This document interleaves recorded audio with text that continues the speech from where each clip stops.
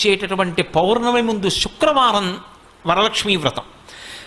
ఆ రోజు తిథితో సంబంధం లేదు, వారంతో సంబంధం. ఏ తిథి ఉంది, ద్వాదశి ఉందా, త్రయోదశి ఉందా, చతుర్దశి ఉందా, లేకపోతే ఏకాదశి ఉందా, పంచముందా, సప్తముందాతో సంబంధం లేదు. చివరికి వచ్చేస్తుంటుంది శుక్లపక్షం. పౌర్ణమి ముందు శుక్రవారం ఏమొస్తుందో ఆ శుక్రవారం నాడు వరలక్ష్మీ వ్రతం చేస్తారు.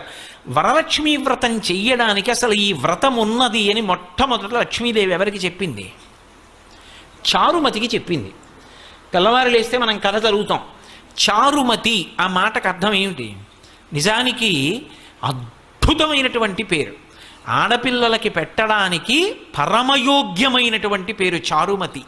ఎంత చక్కటి పేరు! చారు అంటే సత్, మంచి అని, చాలా చక్కటి ఆలోచన కలిగినది, విశాల బుద్ధి కలిగినది. మతి బుద్ధి, మంచి బుద్ధి కలిగిన పిల్ల, దానికి అర్థం చారుమతి.